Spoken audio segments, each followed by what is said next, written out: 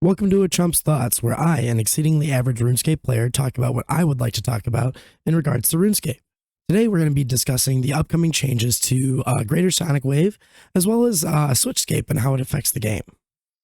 First and foremost, I want to apologize about my voice since I am fighting a cold this week. It's been a little rough to be able to talk and record, but I'm going to do the best that I can for this video. First, we have our changes with Sonic Wave. With the upcoming update, we'll have a new buffed ability called Greater Sonic Wave. What this is going to be an ability that does 40 to 160% ability damage, which is slightly higher than current Sonic Wave. It's going to retain its 6% accuracy bonus on the next ability, and will be able to gain 100 ability damage for the next 4.2 seconds, which I believe would be 2 abilities. With this change, we're also going to see Concentrated Blast and Sonic Wave and their variants share a cooldown. Because of this, I actually think Greater Sonic Wave is going to be dead on arrival.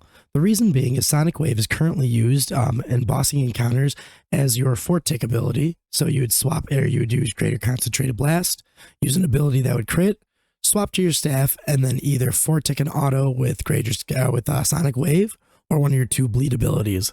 That way you can avoid using what Jagex calls noob trap abilities like Rack and then try to squeeze out even more damage. Personally, I'm not a huge fan of this because we are going to be losing our Sonic Wave, so we'll have to do less damage with abilities like Impact and Rack. Now, there is a theory that they're going to be buffing those two, since they did say that on stream, but I don't know too much about that because I personally missed the stream.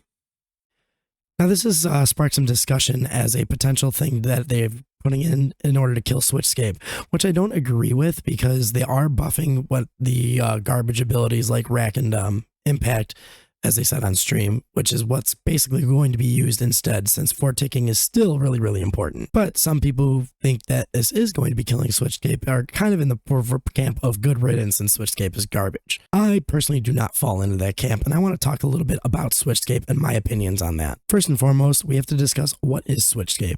Switchscape is the act of switching through different pieces of equipment to give yourself access to different abilities and things like that, like going from dual-wield magic and two-handed magic to give yourself access to things like Magma Tempest or Greater Concentrated Blast. Range and melee have the same thing with giving you access to things like Decimate or Cleave, or range with Dazing Shot or Needle Strike. We can even take this a step further with things like changing accessories like EOFs for different special attacks, or rings like the Ring of Vigor before it turned into a passive in order to get extended sunshines and death swiftness. You could probably also add switching ammunition or switching spells in order to get different effects into the aspects of Switchscape as well. Some people go even as far as switching full gear sets in order to get access to a whole other combat style.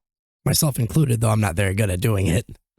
So the question is this a good thing for the health of the game?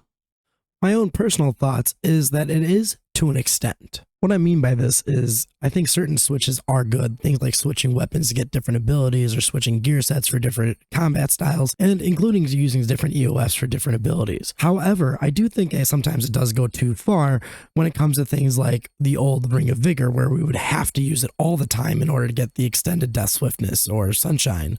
Luckily, it does look like they're pulling away from these decisions, like making the Ring of Vigor a passive and introducing the greater codexes from Zamorak in order to get the Planet Feet without needing it on our weapons for death swiftness and sunshine. Basically, I think a switch is a bad switch if there's not a real decision being made and you get punished too heavily for making the incorrect decision. Take the old Ring of Vigor when doing death swiftness or Planted Feet. If you decided to not use those, you would lose out on a whole lot of time on your ultimates, and you would lose out on the extra adrenaline, which heavily gimped your damage, which made basically using these switches mandatory, versus something like using dual-wield magic and swapping into two-handed for access to Sonic Wave. If you decide to camp dual-wield magic, you can still get some really good damage out.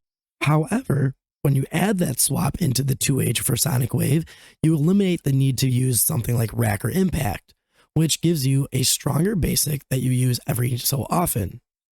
Because of this, the damage output isn't like massive, and it feels rewarding to do, but it's not mandatory.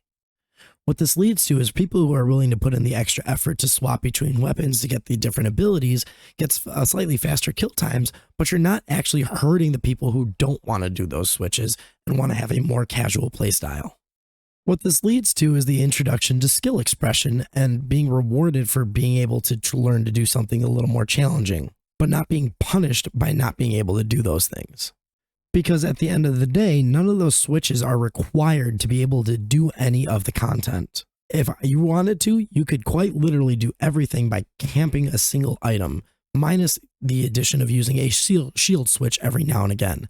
But even that isn't really required since defenders exist. Even prior to Animate Dead, there were examples of guides of people doing high-end PVM of camping a defender to be able to have access to their offensives. Yes, the kill times were slower, but it was still able to be done. So, what are your thoughts? Do you like the new changes for Greater Sonic Wave? Do you enjoy the fact that it's going to be sharing cooldowns?